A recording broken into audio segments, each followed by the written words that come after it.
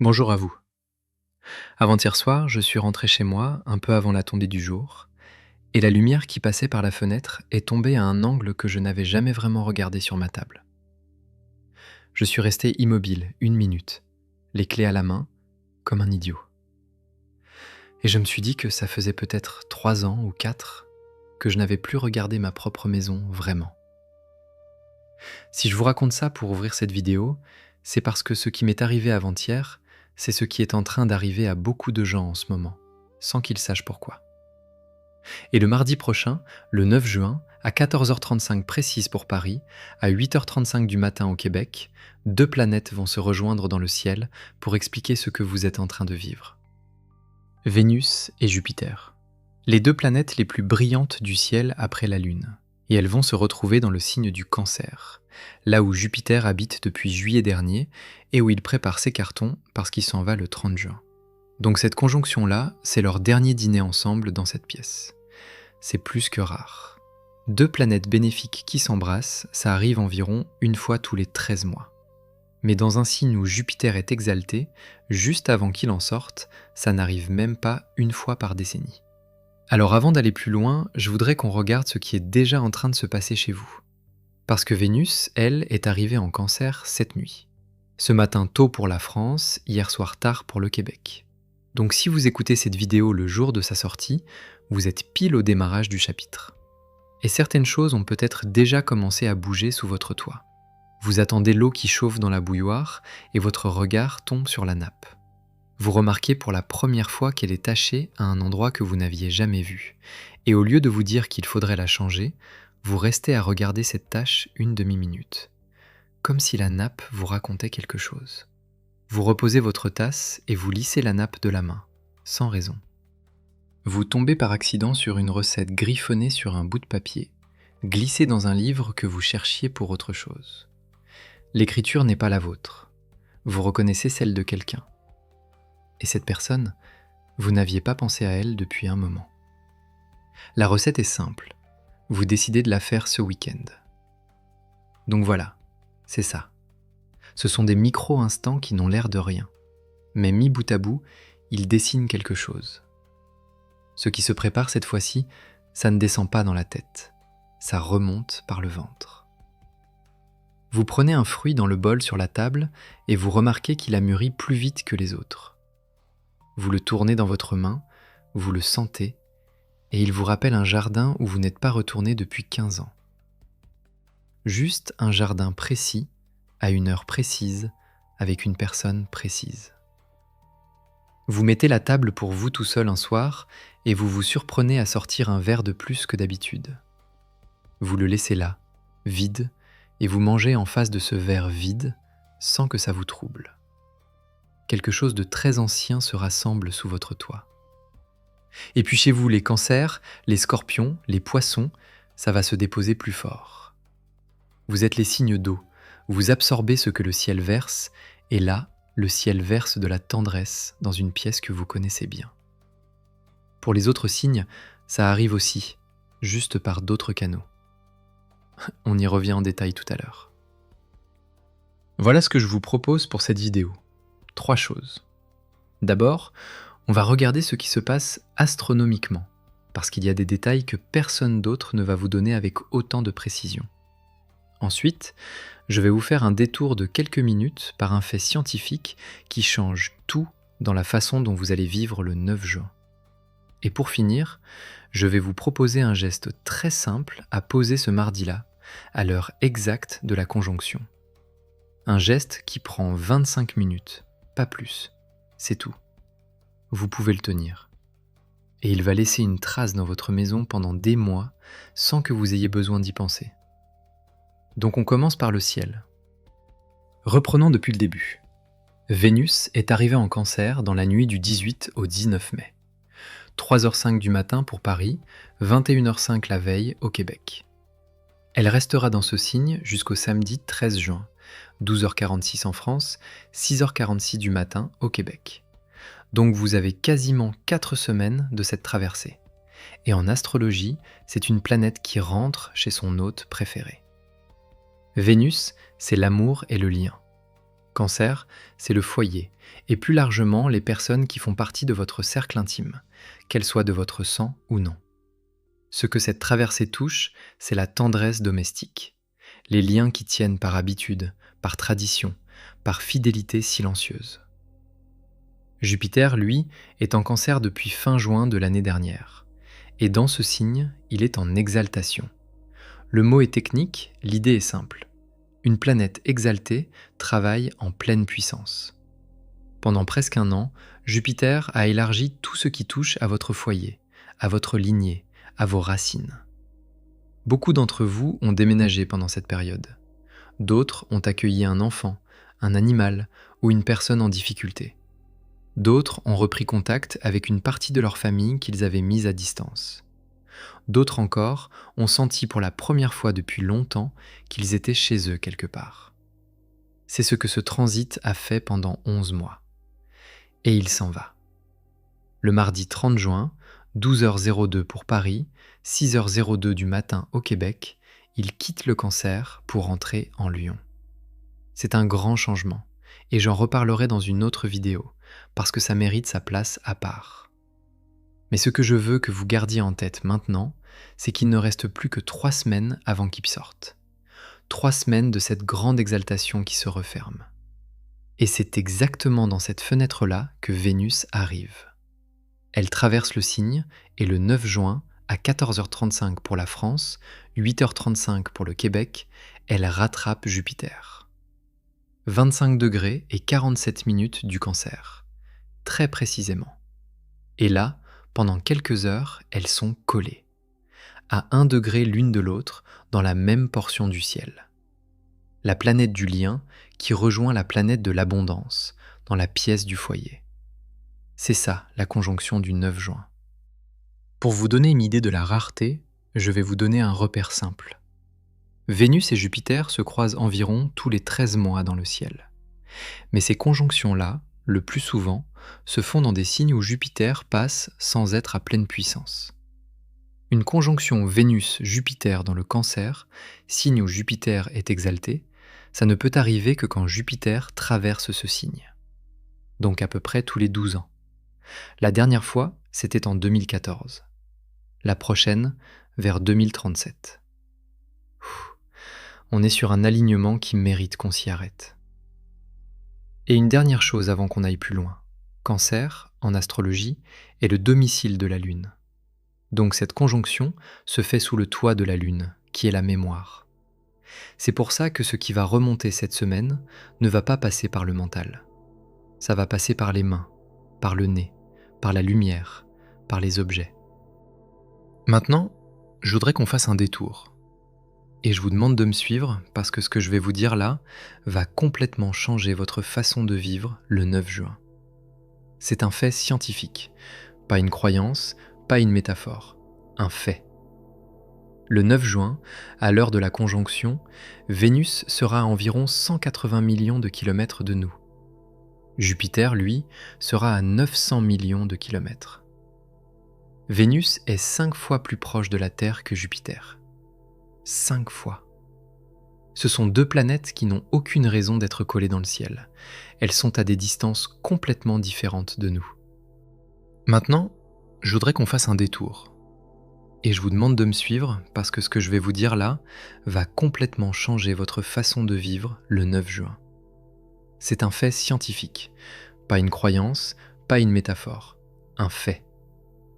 Le 9 juin, à l'heure de la conjonction, Vénus sera à environ 180 millions de kilomètres de nous.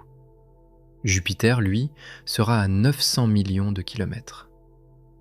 Vénus est 5 fois plus proche de la Terre que Jupiter. 5 fois. Ce sont deux planètes qui n'ont aucune raison d'être collées dans le ciel. Elles sont à des distances complètement différentes de nous. Et pourtant, ce mardi 9 juin, dans le ciel, à l'œil nu, vous les verrez à moins de 2 degrés l'une de l'autre. Aussi proches que deux doigts qu'on rapproche. C'est la perspective qui les rapproche. La mécanique de leur orbite fait qu'à ce moment précis, vues depuis la Terre, elles sont alignées sur le même axe visuel. Le ciel les rapproche optiquement, alors qu'en réalité, elles sont séparées par 720 millions de kilomètres de vide. Et ça, je trouve que c'est l'image juste de ce que cette conjonction fait dans vos vies. Il y a en ce moment, autour de vous, des personnes que vous aimez et qui sont loin. Loin géographiquement, loin parce que la vie a éloigné, ou loin parce qu'elles sont mortes et que vous ne pouvez plus les approcher de la même façon. Cette distance, vous la vivez tous les jours sans la nommer. Et ce mardi 9 juin, pendant quelques heures, un alignement spécial va se produire. La perspective change. Ce qui était loin va vous paraître à portée de main. Pas physiquement, symboliquement. Mais cette proximité va être vraie, exactement comme Vénus et Jupiter sont vraiment proches dans le ciel ce jour-là, alors qu'elles sont vraiment loin en réalité. Les deux sont vrais en même temps. C'est ça que vous allez vivre. Une personne qui était devenue floue va redevenir nette pendant un moment, sans changer de place dans votre vie. Une enfance qui était devenue une catégorie va redevenir des odeurs précises.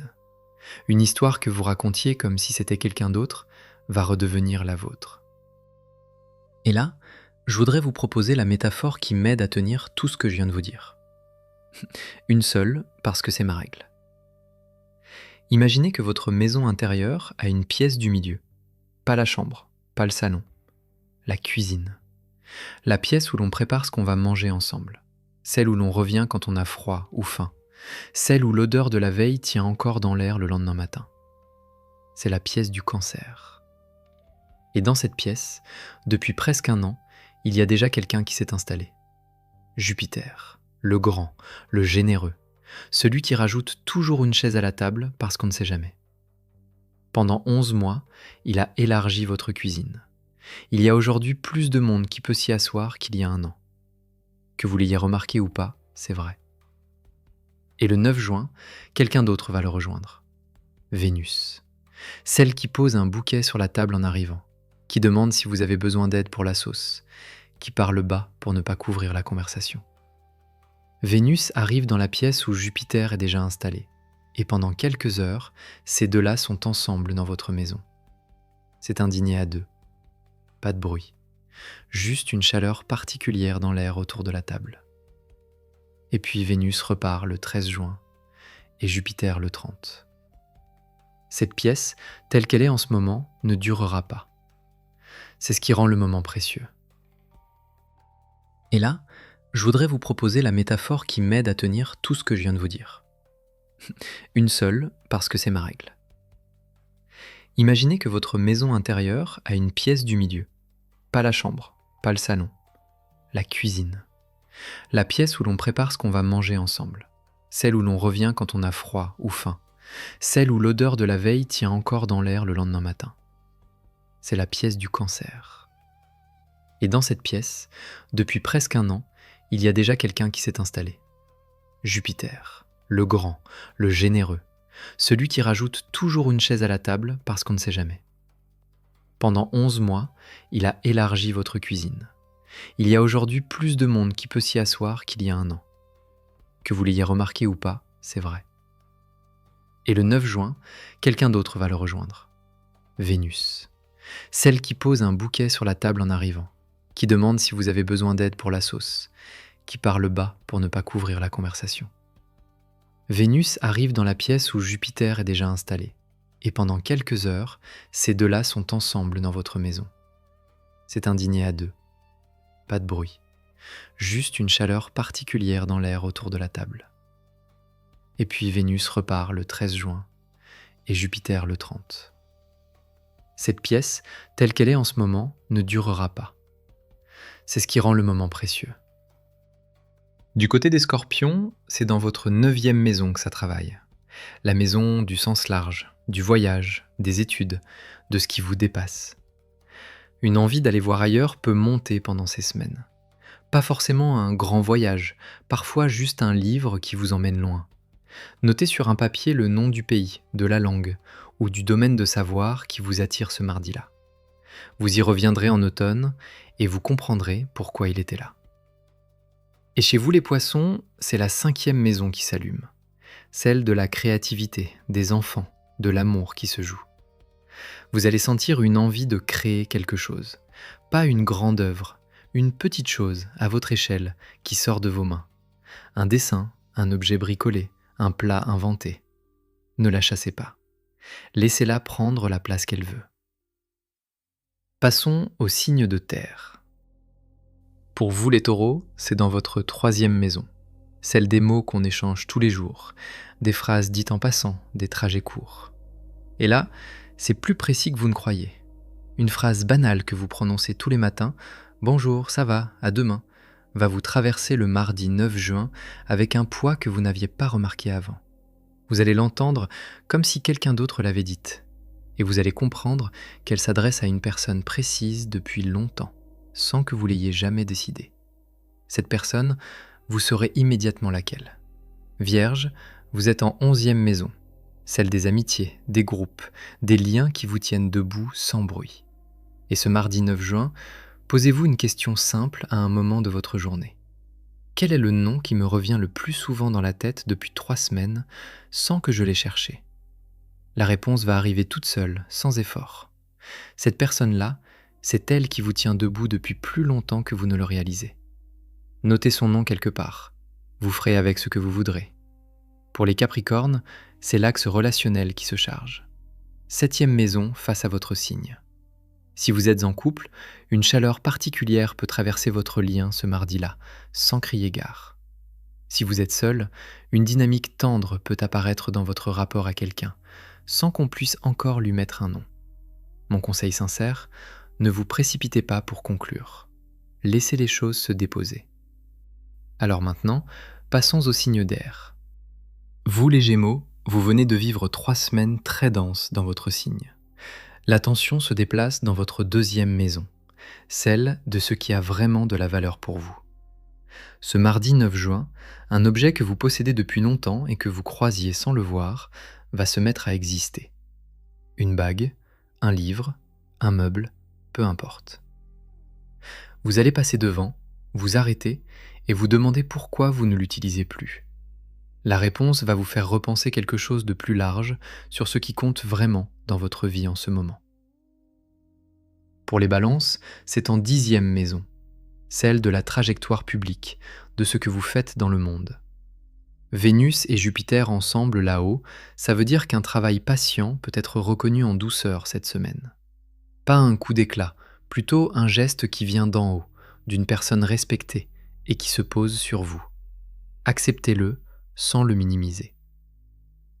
Verseau, c'est votre 6e maison qui s'allume, celle des routines, des petits rituels qui structurent vos journées. Ce mardi 9 juin, une chose que vous faites tous les jours sans y penser, une habitude minuscule, va vous donner du plaisir alors qu'elle vous était devenue mécanique. Faire votre café d'une certaine façon, replier un torchon, ouvrir un rideau le matin. Une de ces routines va vous redonner le goût simple d'être chez vous. Vous allez le sentir. Prenez juste 2 secondes pour noter laquelle. Sinon, on l'oublie en 2 semaines. Et on finit par les signes de feu. Bélier, c'est la 4e maison, votre maison à vous, votre racine. Pendant ces semaines, le rapport que vous avez à votre lieu de vie peut se transformer. Une pièce à réarranger, une plante à mettre quelque part, un mur que vous regardez d'un autre œil. Vous allez sentir le sol sous vos pieds devenir plus solide. Si vous avez un projet de déménagement qui traîne, ce mardi est un bon jour pour le regarder à neuf. Pour les lions, je vous le dis tout de suite, le 30 juin vous concerne directement, parce que Jupiter rentre chez vous ce jour-là pour 1 an entier. Mais avant ça, ce mardi 9, c'est en 12e maison qu'il se passe quelque chose. La maison du secret, du repli, de ce qui se construit avant d'être visible. Le cadeau que vous recevez le 9 juin n'est pas encore visible. Il est en train de mûrir. Vous le verrez à partir de juillet. Notez la date. Sagittaire, c'est en 8e maison, celle des transformations profondes, de ce qui se partage à 2 personnes, de ce qui se transmet sans qu'on l'écrive. Une vérité douce peut se déposer chez vous ce mardi. Une vérité que vous saviez sans avoir le mot. Accueillez-la sans la commenter tout de suite. Bon, maintenant je voudrais vous proposer le geste. Pour ceux qui suivent la chaîne, vous savez que cela devient un petit rituel sur signes cosmiques. Et je vais être très précis pour qu'il soit clair, parce que c'est lui qui va laisser la trace de cette semaine dans votre maison. Le mardi 9 juin, à 14h35 précise si vous êtes en France, en Belgique ou en Suisse, à 8h35 précise si vous êtes au Québec ou en Amérique du Nord, je voudrais que vous fassiez ceci. Allez dans votre cuisine, regardez autour de vous et cherchez l'objet le plus ancien qui s'y trouve. Vraiment le plus ancien. Une casserole de votre grand-mère, un torchon qui vient de chez vos parents, un moulin à poivre dont le mécanisme grince et que vous n'aviez pas pensé à remplacer. Cherchez bien. Il y a forcément quelque chose qui vient de plus loin que vous. Si vraiment rien ne se présente, prenez un objet d'une autre pièce, mais qui vient d'une personne que vous aimez ou que vous avez aimée. Prenez-le et posez-le exactement au centre de votre table. Pas sur le côté, pas en bord, au centre. À l'heure exacte de la conjonction, et ensuite, laissez-le là, pendant 25 minutes. 25, comme les 25 degrés du cancer où la conjonction se produit. C'est court, c'est tenable. Vous pouvez continuer ce que vous faites pendant ce temps, ranger, vous asseoir, lire. La seule chose à faire, c'est de le laisser poser au centre, sans le déplacer, sans le toucher. Vous pouvez le regarder, oui. Vous n'avez pas besoin de méditer dessus, ni de penser à la personne qui vous l'a transmis, ni de faire quoi que ce soit de particulier. Juste savoir qu'il est là, au centre de chez vous, pendant ces 25 minutes-là. Pourquoi cet objet et pas autre chose ? Parce que Vénus rapproche le lointain et que Jupiter agrandit ce qui mérite de l'être. Un objet qui vient d'une personne aimée et qui a traversé des décennies pour arriver chez vous, c'est exactement ça. C'est aussi de l'abondance silencieuse, parce qu'il porte toute une lignée d'intentions que vous ne saurez jamais nommer. Et je vais vous dire franchement ce que je pense.